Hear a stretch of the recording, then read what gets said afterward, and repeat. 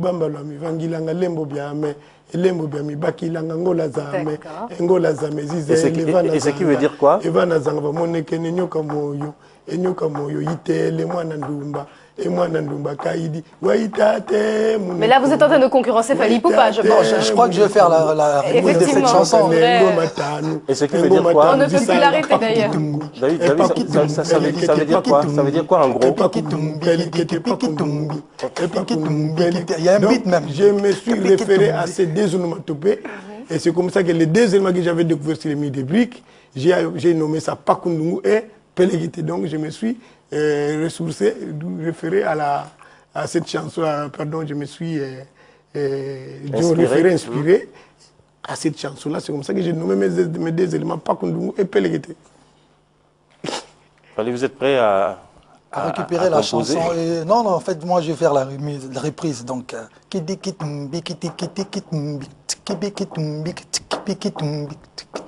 en avant-première sur Africa 24, vous avez pu découvrir le prochain tube de Fally Ipupa. Voilà. Marie-Angèle, qu'est-ce qu'il faut retenir de l'actualité africaine du jour? Les discussions à Khartoum entre les présidents Omar el-Béchir et Salva Kiir se sont achevées. Ils se sont engagés à résoudre au plus vite les litiges entre leurs deux pays. Le président Blaise Compaoré était à Taïwan. Il y a salué la coopération taïwanaise au Burkina Faso dans divers domaines.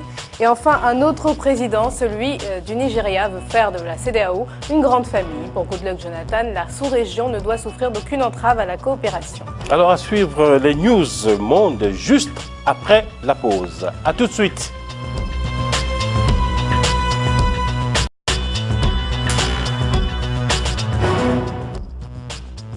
Retour sur le plateau de l'Africa Newsroom pour l'actualité internationale, Marie-Angèle. Même si les résultats définitifs du premier tour de la primaire socialiste française ne sont pas encore connus, 85% d'entre eux ont été validés. François Hollande arrive en tête. L'ALBA, le Conseil politique de l'Alliance bolivarienne pour les peuples de notre Amérique, apporte son soutien à Bachar el-Assad. L'Alliance refuse toute ingérence occidentale en Syrie. Et enfin, les Polonais ont accordé leur confiance à leur Premier ministre libéral Donald Tusk. Il effectuera un deuxième mandat de 4 ans. Alors notre éditorialiste Alfred Chango nous a rejoint une nouvelle fois sur le plateau. Face à lui, notre invité, David Wabeladio, inventeur d'une écriture, le Mandombe, comme vous l'avez vu. Ensemble, nous allons faire le point sur l'actualité internationale, en commençant par l'info du jour.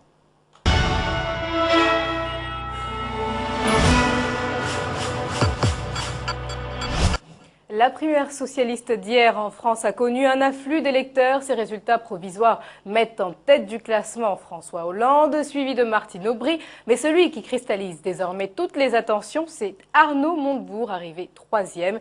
Et les éventuelles consignes de vote qu'il pourrait donner pour le second tour. Lola Sorrenti. François Hollande en tête du premier tour. Dimanche, les résultats de la primaire du Parti socialiste ont été dévoilés. François Hollande a obtenu 39,19% des voix contre 30,47% pour Martine Aubry. De leur côté, Arnaud Montebourg obtient 17%, 7% pour Ségolène Royal et 0,61% pour Michel Bellet. Je veux féliciter les électeurs pour le choix qu'ils ont fait pour ce premier tour en me plaçant en tête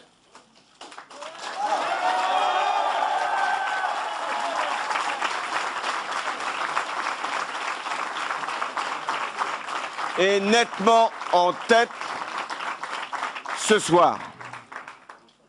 Ce qui me conduit aujourd'hui à appeler au rassemblement le plus large autour de ma candidature. Les résultats laissent envisager un duel serré pour le scrutin du second tour.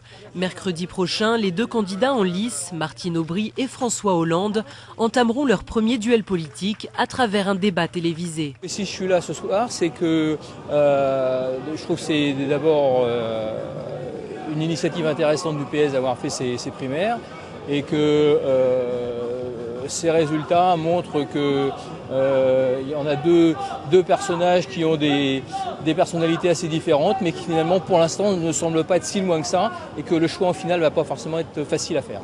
2,5 millions d'électeurs sont mobilisés pour le second tour de la primaire socialiste, prévue le 16 octobre prochain. Alfred, en quoi est-ce que cette idée des primaires socialistes bouleverse-t-elle les pratiques politiques en France? D'abord, simplement par le fait que désormais on ne peut plus ne pas en tenir compte dans les scrutins futurs ou dans les échéances futures qui arrivent. C'est-à-dire qu'on ne peut pas faire comme s'il n'y avait pas eu cette primaire socialiste. Ça, c'est une première chose. Deux, ça pousse les appareils justement à pouvoir réfléchir sur le mode de désignation de leurs candidats à toutes les échéances électorales qui arrivent. Est-ce que ces chiffres vous ont surpris? Par exemple, on donnait François Hollande largement en tête dans les sondages. Finalement, ce n'est pas le cas. Ségolène Royal avec ses 6%. Qu'est-ce que ça vous a inspiré? Pour ce qui est de Hollande, c'est de l'attendu. C'était prévisible, tous les sondages depuis un certain moment le mettait en tête de ces scrutins. Mais moi, ma grande déception, c'est Ségolène Royal. Voilà, j'ai une pensée pour elle. J'avais très honnêtement pensé qu'elle franchirait ce cap-là, qu'elle serait la troisième personnalité, mais Arnaud Montebourg a bouleversé justement les sondages et donc il va être l'arbitre maintenant de ce second tour. David Wabeladio, l'idée des primaires nous vient des États-Unis. Est-ce que ça veut dire que la société française est en train de s'américaniser? Bon, je ne sais pas, mais ce que je peux dire que les bonnes choses, on les copie toujours facilement. Si ça peut aider les Français à sortir pour arriver aux élections transparentes, ça n'empêche pas, pas qu'ils puissent copier les États-Unis. Ce sont des mauvaises habitudes qu'on doit peut-être, qu'on ne peut pas copier, mais les bonnes habitudes, on les copie toujours. Alfred, comment peut-on expliquer ce que certains qualifient de débâcle pour Ségolène Royal, elle qui était face à Nicolas Sarkozy lors de la dernière élection présidentielle, se retrouve largement derrière dans cette primaire socialiste? Je pense que cette fois-ci, peut-être elle n'a pas eu le nez creux pour savoir effectivement quel type de campagne mener, quel positionnement politique prendre et quel type d'engagement proposer aux Françaises et aux Français. Et donc, au fond, elle a été un peu en retrait, elle a été surtout sur son expérience de l'élection passée, donc sans véritablement avoir cette perspective justement d'avenir, probablement, et puis la situation de crise actuelle nécessitait peut-être un discours différent, un discours neuf, donc elle a été presque trop convenable. À mon goût, c'est ça qui a fait effectivement que ça n'a pas pris auprès de l'opinion. Alors, un petit pronostic pour le duel entre Martine Aubry et François Hollande? Écoute, moi je ne lis pas dans le mar du café. Si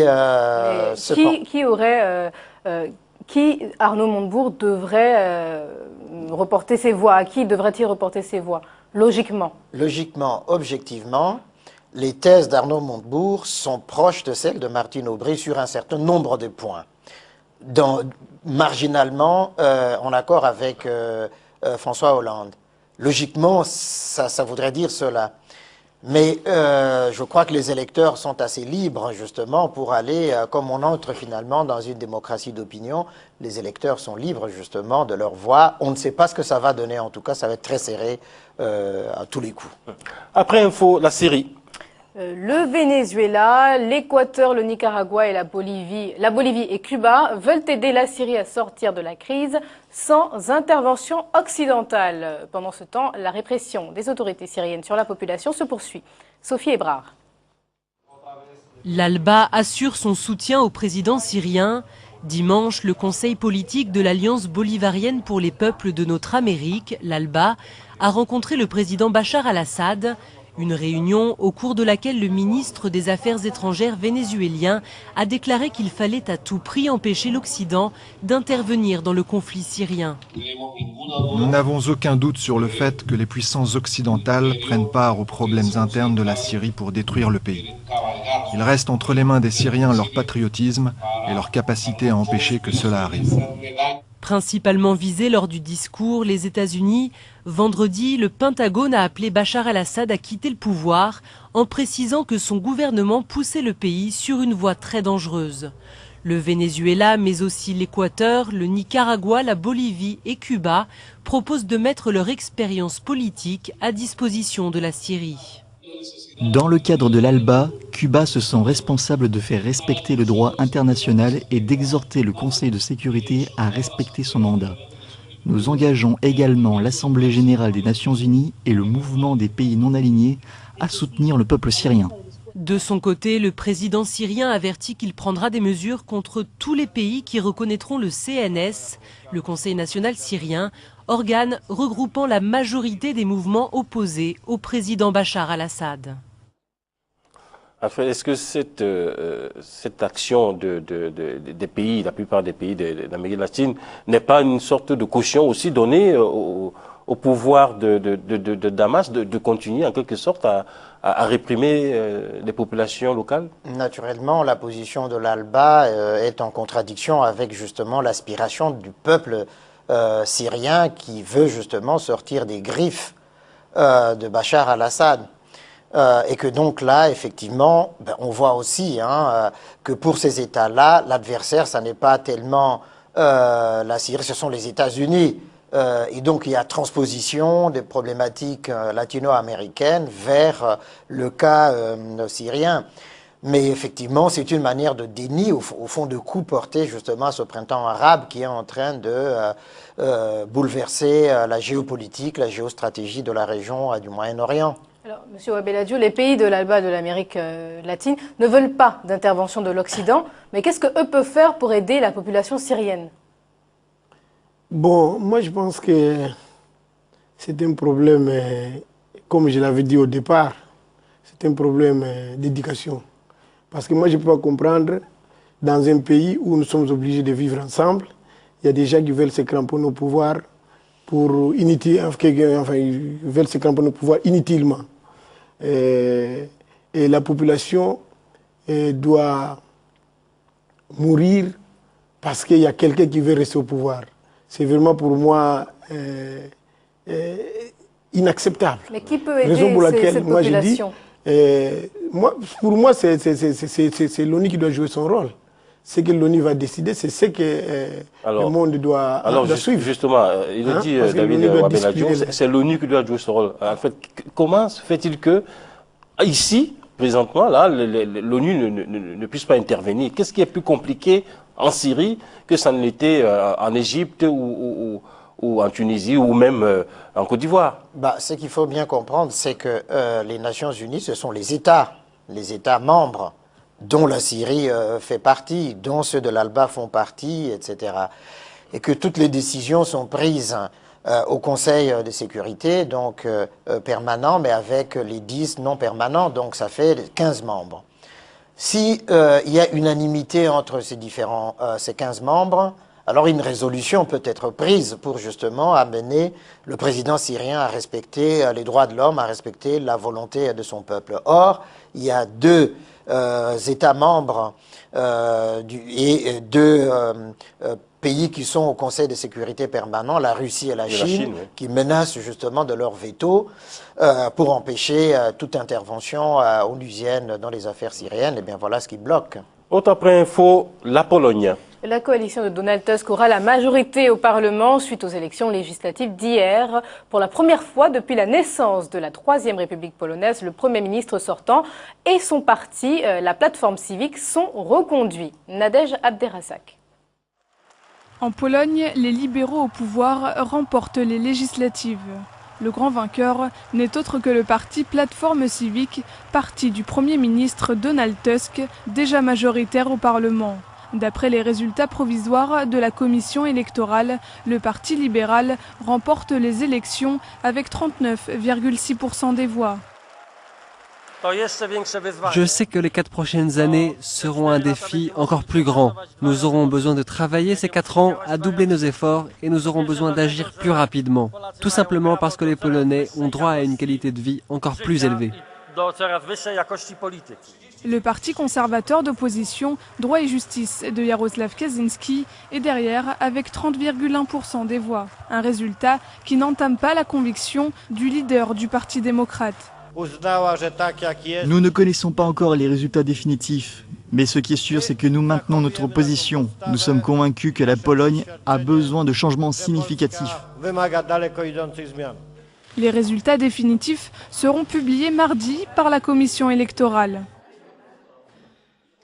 Enfin, en attendant les résultats définitifs, là, le gouvernement libéral de Donald Tusk a les mains pour continuer à peaufiner l'intégration européenne de la Pologne. Absolument. D'abord, il faut rappeler que Donald Tusk vient aussi des États-Unis, donc voilà, et que là, c'est une bonne chose pour la Pologne parce que Jarosław Kaczyński a essayé, par exemple, dans le passé, d'instrumentaliser la mort de son frère pour pouvoir justement se présenter à l'élection précédente où Donald Tusk a gagné.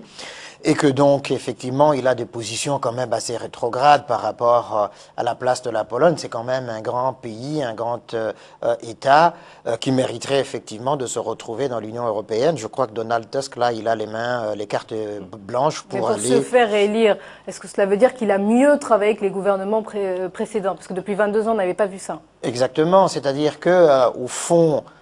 dans cet environnement de crise, Donald Tusk a su faire de la Pologne un pôle de stabilité économique. En tout cas, il a stabilisé tous les indicateurs macroéconomiques, microéconomiques, et que donc la Pologne n'a pas subi les contre-coups, par exemple, de la crise de 2008, la crise actuelle de la dette.